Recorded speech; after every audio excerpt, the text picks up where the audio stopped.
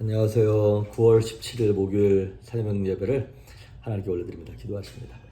예수님 감사합니다. 나를 의지하며 살지 않고 전능하신 하나님, 사랑의 하나님을 의지하며 살아가고자 하는 마음 주셔서 감사합니다. 오늘도 믿음으로 하루를 열고 믿음으로 살기를 소망하오니 말씀하여 주시며 깨닫게 하시고 영혼이 잘된 같이 범사가 잘되며 강건한 은혜가 우리 사랑하는 성도님들 모두에게 임할 수 있도록 성령님 기름 부어 주옵소서. 함께 하시길 소망하며 예수님의 이름으로 기도했습니다. 아멘. 우리의 찬송가 359장, 새 찬송가 325장, 예수가 함께 계시니 시험이 오나 겁없나 찬양하십니다. 예수가 함께 계시니 시험이 오나 겁없네. 기쁨의 근원 되시는 예수를 위해 삽시다. 날마다 주를 섬기며 언제나 주를 이루고 사랑 안에 살면서 딴 길로 가지 맙시다. 이 세상 사는 동안에 주 이름 경배하면서 무한한 복락 주시는 예수를 위해 삽시다. 날마다 주를 섬기며 언제나 주를 이루고 그 사랑 안에 살면서 딴 길로 가지 맙시다.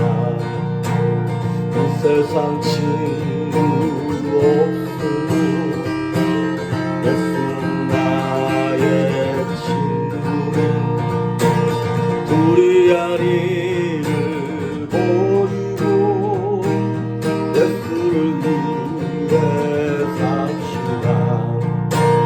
날마다 주를 섬기며 언제나 주를 이루고 그 사랑 안에 살면서 딴 길로 가지 맙시다. 주께서 심판하실 때 잘했다 칭찬하리니 이러한 상급 받도록 예수를 위해 삽시다.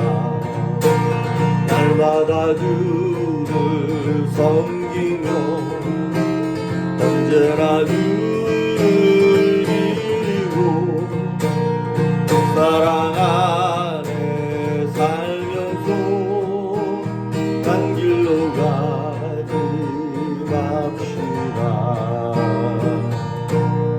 아멘. 오늘 우리에게 주시는 말씀은 고린도전서 13장입니다. 우리가 잘 아는 사랑장 고린도전서 13장 1절에 있는 말씀 보십니다. 봉독이 올립니다. 내가 사람의 방언과 천사의 말을 할지라도 사랑이 없으면 소리나는 구리와 울리는 꽹과리가 되고. 아멘. 이제 계속 말씀과 성령의 교회에 대해서 복음주의권과 은사주의권에 대한 그 대비를 시켜가면서 우리가 지금 계속 얘기를 하고 있습니다. 오늘이 교회에 대해서 마지막이고 내일 마지막 이번 주 말씀 전하고 아시다시피 다음 주부터 우리가 다니엘 프로젝트라 그래서 21일 동안 3주 동안 이제 특별 새벽 예배 합니다. 온라인으로 하는 새벽 예배긴 하지만 여러분 모두가 이렇게 마음에 준비하시고 작정하시길 바랍니다. 무엇을 결단할 건가, 어떻게 할 건가. 그래서 매일 못하던 분들 이번 21일 동안만이라도 하나님 앞에서 좀 끊을 거 끊고 결단할 거 결심해서 좀 새로워질 수 있는 기회가 되면 좋겠습니다.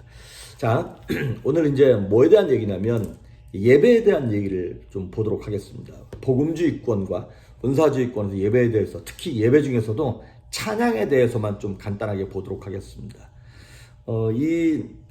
요즘에 이제 예배 찬양에 대해서 은사주의권, 이 성령의 어떤 역사나 이런 은사, 열매 이런 것에 대해서 되게 민감하게 많은 것들을 강조하는 이제 오순절 계통의 치유 사역이나 이런 거를 강조하는 쪽에서 오늘날 예배 찬양에 들어가는 찬양들을 참 많이 만들어냈어요. 그리고 큰 영향을 주었습니다. 침례교나 장로 정통 장로교회가 속해 있는 복음주의권에서는 건전한 교리에 입각한 찬송가들을 오래전에 참 많이 만들어냈죠. 굉장히 많은 찬송가, 우리가 참 어려서부터 불렀던 그런 좀 클래식하고 전통적인 찬송가를 많이 만들어냈습니다. 하지만 20세기 들어와서 이 은사주의권에 속한 쪽에서 찬송가를 보완한 새로운 성령의 감동, 어떤 그런 감동이 있는, 우리가 흔히 말하는 CCM이라 그러죠. 이 복음주의, 그러니까 Contemporary Christian Music에 대해서 새롭게 많이 만들어냈어요. 이제 많은 보수적인, 신앙의 보수적인 컬러가 짙은 신앙생활을 오래 하신 분들이 요즘 젊은 애들이 이제 복음성가나 이런 걸 만든 걸 들으면서 이런 얘기를 하세요. 그게 무슨 찬양이냐고. 이게 멜로디가 그 무슨 가요나 드라마 주제곡이랑 비슷하지 않냐. 이게 너무 세속화되었고 음악이 타락했다. 이런 말씀을 많이 하세요. 그런데 제가 결론적인 비유를 들자면 그런 것 같아요. 우리가 부르는 그 많은 찬송가들, 나의 갈 길 다가도록 이런 거 있잖아요. 이렇게 그런 찬양들, 하늘 가는 밝은 길, 이런 찬양들은 마치 우리가 음식을 먹을 때 반찬으로 비유하자면 막 쓴나물 같은 거, 그리고 애들이 먹기 싫어하는 시금치 같은 거, 근데 먹고 나면 한참 있다가 이렇게 몸에 엄청 건강에 좋은 것들, 오래 씹어야 맛이 나고 성장해야 그 맛을 알 수 있는 그런 반찬으로 비유할 수 있을 것 같아요, 찬송가는. 그런데 요즘 복음성가는 뭐냐면 그 소세지 반찬이나 아니면 계란 후라이 같은 그런 느낌의 반찬인 것 같아요. 이게 건강에 엄청 도움이 되거나 그러는 것 같지는 않은데, 어린아이들이 음식을 가까이에서 먹기 편한, 입문하기 좋은, 먼저 이렇게 입문이 쉬워야 그 다음에 깊이 있는 걸 깨달을 수 있지 않겠습니까? 들어가자마자 깊이 있는 걸 깨달을 수는 없으니까. 이 찬송가 가사 가운데, 찬양 가운데서도 마르틴 루터, 이 종교개혁을 했던 마르틴 루터가 만든 찬양곡들이 몇 개가 있습니다. 그런데 여러분, 마르틴 루터도 그 당시 이 찬송가를 만들 때는요, 그 당시 대중 가운데서 유행하던 세속적인 멜로디에다가 신학적이고 신앙적인 가사를 붙여서 만든 거예요. 그 당시에는 유행가였지. 그렇듯 지금 이제 은사주의권에서 일어나는 그 CCM 같은 것도 따지고 보면 이 대중 팝 음악 같은 그런 요소들을 좀 끌어다가 거기에 찬양, 신앙적인 가사를 붙여서 부르기 쉽게 만드는 것이죠. 물론 요즘 복음성가나 CCM이 내용이 가볍습니다. 솔직히 말하면. 신학적인 내용도 별로 없고요. 그 다음에 이게 한때 한두 달 훅 인기 있어서 막 교회에서 불리고 난 다음에는 그 다음에는 또 지나가요. 휘발성이 아주 강해요. 아주 쉽게 잊혀지죠. 하지만 이것이 젊은이들한테 신앙적으로 다가서기 너무 좋고, 그 다음에 CCM 복음성가들이 되게 감성적이잖아요. 그래서 요즘 시대가 되게 감성 터치 쪽으로 많이 가다 보니까 안 믿는 불신자들한테 다가서기에 너무나 좋은 툴이 되는 것 같습니다. 마음을 쉽게 열 수가 있는 것이죠. 그리고 이제 복음주의권에서 만드는 찬양, 이 찬송가 이런 것들은 주로 초점이 어디에 가 있냐면 하나님의 위대하심, 하나님의 사랑, 하나님의 능력 이런 거에 많이 가 있어요. 하지만 은사주의권에서 만든 이런 CCM 같은 것들은 하나님과의 친밀함 이런 것들에 좀 더 초점이 가 있죠. 그래서 굳이 따지자면 찬송가 같은 것들은 직접적으로 하나님의 성품과 능력을 찬양하는 경우가 많고요. 은사주의 쪽에서는 이게 간접적으로 돌려서 우리 다 같이 하나님을 찬양하자 하나님 얼마나 좋으신 분이냐 이런 식으로 격려하고 독려하는 그런 찬양들이 굉장히 많이 있습니다. 그래서 이제 가끔 이제 전통적이거나 되게 보수적인 신앙을 가지신 분들이 아니 찬송가는 되게 경건하지 않냐? 뭐 내 주는 강한 성이요 이런 것처럼 되게 깔끔하고 경건한데 요즘 CCM은 너무 경박하고 가볍지 않냐? 그러면서 그 CCM이나 복음성가가 찬송가랑 비교될 수도 없고 찬송가에 들어올 수도 없다.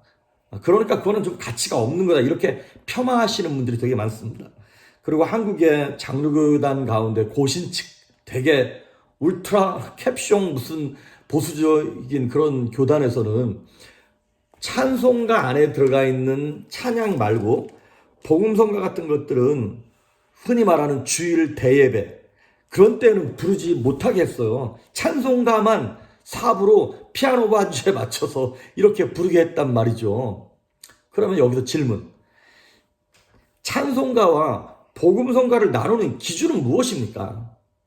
이 찬송가 안에 들어가 있으면 찬송이고 그냥 CCM 가수들이 가볍게 부르면 그건 복음성가인 겁니까? 어떤 분들은 그렇게 얘기하더라고요. 이 소프라노, 알토, 테너, 베이스 4부로 돼 있으면 찬송가고 그냥 단선율로 돼 있으면 복음성가다. 아니면 찬양 딱 부르고 난 다음에 뒤에 끝에 아멘 이런 게 붙어 있으면 찬송가고 없으면 아니다. 뭐 이렇게 말씀을 하세요. 제가 답을 말씀드립니다. 찬송가와 복음성가를 나누는 기준은 어떤 멜로디나 노래의 형식에 있지 아니하고 가사에 있습니다. 가사. 이게 무슨 얘기냐면 우리가 부르는 이 되게 전통적이고 신학적이라고 말하는 이 찬송가 안에도 찬송이 있고요. 복음송이 있어요. 그리고 우리가 이렇게 가볍다고 여기는 CCM. 그 CCM 안에도 찬송이 있고 복음송이 있습니다. 예를 들면 이런 거요. 찬송가 안에 이런 찬양 있죠. 죄에서 자유를 얻게 함 이런 거랑 아니면 주의 보혈 그게 그 노래네. 주의 보혈 능력이 있도다. 이거는 예수님의 보혈을 직접 찬양하는 것이죠. 그 크신 하나님의 사랑 말로 다 형용 못하네. 이거 하나님의 사랑을 직접적으로 찬양하는 거죠. 이런 거는 찬송이에요. 찬송. 그런데 우리가 부르는 찬송가 안에도 아까 제가 불렀던 예수가 함께 계시니 시험이 오나 겁없네 그러면서 예수를 위해 삽시다 이렇게 나오는 거 있죠. 이거는 사실은 복음송이에요. 찬송가 안에 들어가 있지만 복음송이에요. 왜냐하면 찬송과 복음송을 나누는 것은 멜로디나 형식이 아니라 가사에 있기 때문에 그렇습니다. 그러니까 하나님을 향하여 직접적으로 하나님을 향하여 찬양하고 하나님의 성품을 찬양하는 것 이거는 찬송이에요. 하지만 우리가 옆 사람을 바라보면서 우리 다 같이 예수님을 찬양합시다. 이런 류의 스타일. 예수를 위해 삽시다.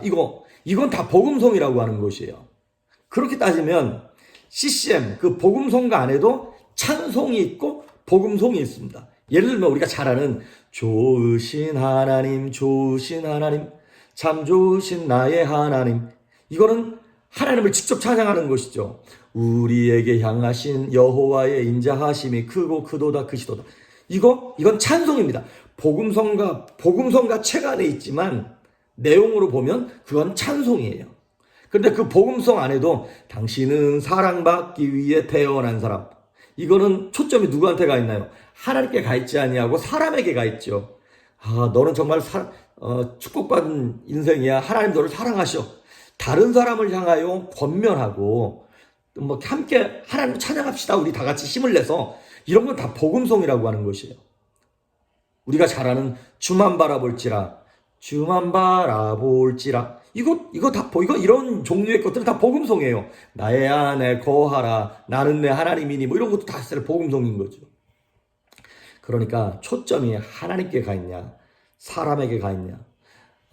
그래서 이제 많은 분들이 요즘 이렇게 경박한 노래들을 어떻게 예배 시간에 부르냐고. 물론 찬송가가 장점이 많죠. 왜냐하면 찬송가는 신학적인 그 토대 위에 이렇게 가사가 1절, 2절, 3절, 4절 딱 정립이 돼 있어서 그것만 외우고 듣고 함으로도 믿음이 함양되어질 수 있어요. 근데 복음송 같은 경우에는 이렇게 되게 짧게, 마치 찬송이 되게 쓴 엑기스 한약이라면, 복음송은 그 한약에다가 엑기스 요만큼 넣고 물 잔뜩 탄 되게 멀건 그런 것 같은 것이죠. 약효로 보면 되게 좀 많이 부족한 것이죠. 그런데 복음성가 안에도 신학적인 체계가 있어서 가사가 이렇게 오랫동안 기억 남고 건전한 것들은 찬송가 안에 들어올 수 있는 것이죠. 그래서 여러분, 몇 년 전에 이 찬송가 개편되면서 그 복음성 안에 있는 복음성가들이 찬송가에 들어온 것들이 가사가 좀 바뀌어서 들어온 것들이 몇 개가 좀 있었죠. 그러면서 앞으로도 시간이 점점 흘러가면서 그런 복음성들이 들어올 것이라고, 찬송가 안에 들어올 거라고 생각되어집니다. 자, 그리고 또 하나, 우리가 이제 흔히 하나님께 찬양을 할 때 미국에서는 praise and worship이란 말을 썼어요. praise and worship, 찬양과 경배란 말을 씁니다. 근데 한국에서는 옛날에 그 온누리교회를 중심으로 해서 경배와 찬양팀이 있었죠. 그래서 그런 경배와 찬양, 영어로 직역하자면 worship and praise. 그래서 사실은 우리가 하나님을 찬양할 때 praise and worship이 맞는 말이에요. 순서가 그렇게 되어 있어요. 무슨 얘기냐면, 먼저 하나님의 성품을 막 찬양해요. 하나님이 얼마나 좋으신 분인가, 얼마나 사랑 많으신 분인가, 그런 걸 막 힘있게 박수치며 찬양하고 기쁨으로 찬양하고 막 하나님, 나 하나님 좋아요, 이런 거예요. 프레이즈를 먼저 해요. 그리고 프레이즈가 다 끝나고 점차 찬양의 주도권이 내게 있던 것이 하나님께 넘어가기 시작합니다. 그리고 뭐가 되는 거예요? 경배, 월십이 되기 시작하는 거예요. 그 다음에 월십의 단계로 탁 접어들어가기 시작하면 더 이상 우리한테서 막 방방 뛰면서 뭐 내 것이 나오지 않아요. 그 다음부터는 하나님의 임재가 쭉 내게 들어오기 시작하는 거예요. 내게 있던 찬양의 주도권이 하나님께서 주도권을 딱 잡으시면서, 야, 이 목사야, 김 집사야, 이제 잠잠히 있어. 너희는 가만히 있어라. 너희는 가만히 있어. 내가 하나님 됨을 알지어다. 10편 46편에 있는 말씀처럼 그 하나님의 하나님 되심을 나한테 쫙 보여주시는 거예요. 그러면 뭐 경외한다, 그런 말이 되게 하나님이 이렇게 무서운 분이라기보다는 그 어미하심 때문에 내가 꼼짝 못하는 거죠. 바짝 엎드려져가지고 그 하나님의 위엄과 하나님의 영광과 그 사랑에 너무 감동되고 감화되어서 입이 쩍 벌어져가지고 아무 말도 못하고 눈물만 흐리고 있는 거예요. 여러분, 우리 세상에서도 굉장히 멋있는 오페라나 막 어떤 가수가 막 혼을 쏙 빠지게 노래 부르면 박수도 못 치고 입 딱 벌리고 이러고 있잖아요. 그런 것처럼 하나님을 예배할 때 우리가 그 단계에 들어가야 한다는 것이죠. 근데 그 단계에 들어가기 위해서 프레이즈를 하는 거예요. 막 박수를 치면서 눈물을 흘리면서 막 고백을 하면서 찬양하다가 어느 순간인가 클릭이 탁 되기 시작하면서 하나님의 영광 속에 잠잠히 들어가게 되는 것이죠. 그래서 우리 교회가 요즘에는 이제 온라인 예배 때문에 어떤 그런 찬양을 많이 못하고 있긴 합니다만, 우리 교회가 성가대가 따로 없는 상태에서 젊은 사람들이 이제 찬양팀을 많이 구성하고 있고, 그래도 가끔 어르신들이 이제 좀 적응하기 어려워하시는 분들도 없지 않아 계세요. 근데 많은 분들이 참 그래도 견뎌주시고 인내해주시면서 젊은이들이 하는 거 이렇게 격려해주시고 좋아해주시더라고요. 사실 그렇게 해야 젊은 사람들, 불신자들에게 다가서기가 참 좋죠. 그러니까 찬양을 하든 기도를 하든 말씀을 잘하든 뭐라든 일단 입문이 쉬워야 돼요. 문턱이 낮아야 돼요. 그 낮은 문턱을 통해서 딱 들어와서 감동이 되기 시작한 다음에는 막 쓴나물도 먹이고 막 질긴 고기도 먹이면서 막 훈련하게 되는 것이죠. 그래서 은사주의권도 한 가지 잘한 것이 그런 찬양의 그 문턱을 많이 낮췄다는 것이죠. 그리고 마지막으로 하나 더, 좀 시간이 많이 갔습니다만은 소그룹 모임입니다. 이게 17세기를 지나면서 영국과 미국에서 대부흥이 막 일어났어요. 그때 장로교단 복음주의권에서는 조지 휘필드라고 하는 목사님이 막 부흥운동을 일으켰고, 감리교단 쪽에서는 존 웨슬리라고 하는 목사님이 막 부흥을 일으키기 시작했어요. 근데 두 사람이 죽고 난 다음에 뒤에 나와 있는 결과가 약간 갈라졌어요. 뭐냐면 이 장로교단은 그 다음부터 이렇게 쇠퇴하기 시작했어요. 근데 감리교단은 굉장히 막 성장을 했어요. 왜 그런가 봤더니 이 감리교단에서 소그룹 모임, 목장 모임을 조직화를 너무나 잘한 거예요. 그 조직을 짜가지고. 그래서 교회가 커질수록, 그리고 이제 말세가 다가갈수록 우리가 큰 예배, 공동체 예배도 중요하지만 정말로 중요한 게 뭐냐면 소그룹 모임입니다. 그래서 목장족이 정말 필요해요. 몇 명이 가장 좋으냐? 예수님께서 12제자를 데리고 다니셨던 것처럼 12명이 조직을 이뤄서 이렇게 함께 격려하고 그러는 거예요. 근데 복음제의권에서는 그 소그룹 모임을 통해서 뭘 하는데 자꾸 초점을 맞추냐면 성경 공부에 초점을 맞추는 거예요. 큐티하고 제자 훈련하고 막 말씀 적용하는 거. 그래서 이제 그 CCC나 내비게이터 같은 데서 그런 거 되게 잘했죠. 그것도 필요하다고 봅니다. 은사지휘권에서는 그 소그룹 모임을 통해서 뭘 했냐면 소그룹 모임에서 기도 훈련을 막 하기 시작하는 거예요. 그리고 막 섬겨주고 교제하고 여기에 초점을 맞추는 거예요. 그럼 뭐가 중요하냐? 두 가지가 다 중요합니다. 그래서 이 두 가지 말씀 훈련과 기도 훈련, 그 다음에 섬김을 통해서 뭘 하는 게 목적이냐면 잘 들으십시오. 말씀 훈련 자체가 목적이 되면 안 되는 거예요. 사실은 소그룹은. 교제 자체가 목적이 되는 것도 아니에요. 그러면 이 목장 모임 소그룹의 목적은 무엇이냐? 전도입니다. 전도 잘하기 위해서 문턱을 낮춰가지고 막 섬겨주는 거예요. 섬겨주면서 막 큐티, 성경 공부 말씀도 조금씩 막 해주고 그러면서 막 어느 정도 신앙이 자라면서 중보기도도 해주면서 막 성도들이 자라면서 예수님을 만나게 하는 것, 그것이 소그룹의 모임인 것이죠. 제가 지난 이제 4일 동안, 오늘까지 4일 동안 이 복음주의권과 그 다음에 은사주의권의 교회에 대해서 여러 가지 말씀을 드렸습니다. 모두가 다 장단점이 있습니다. 그런데 이 모든 것 가운데 이게 좋다 저게 좋다 필요한 대로 갖다 쓰면 돼요. 이것을 내가 좋다고 인정하기 위하여 저기 있는 것을 욕하거나 그럴 필요는 없습니다. 우리한테 맞는 거 가져다 쓰면 되는 것입니다. 그런데 이 모든 것을 가져다 쓰고 하나 되게 만들기 위해 가장 중요한 것이 뭐냐면 오늘 본문을 읽었던 것처럼 사랑입니다. 그 기본 토대가 뭐가 되어야 하냐면 사랑이 기본이 되어야 한다는 것입니다. 내가 사람의 방언과 천사의 말을 할지라도 사람의 방언, 천사의 말, 뭐 엄청난 대단한 뭐 교리를 깨닫고 막 진리를 깨달아도 사랑이 없으면 아무것도 아니라고 하는 것이죠. 오늘 이 말씀을 저도 전하면서 우리 조이풀 교회가 과연 어떤 교회인가를 많이 생각해보고 고민하고 있습니다. 바라기는 부족한 게 많은 교회입니다.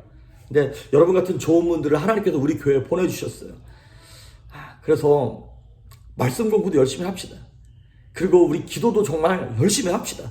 다음 주부터 있게 될 그 다니엘 프로젝트 열심히 참석해서 온라인으로 진행되는 동안 신앙의 성장을 이룹시다.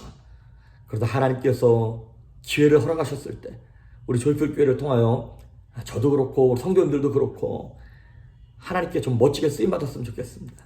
하나님 기뻐하시는 성도님 될 수 있기를 주의 이름으로 축복합니다. 기도하십니다. 예수님 감사합니다. 우리가 참 부족합니다. 그래서 하나님을 의지합니다. 기름 부어주시고 능력을 베풀어 주시옵소서. 감사드리옵고 예수님의 이름으로 기도했습니다. 아멘.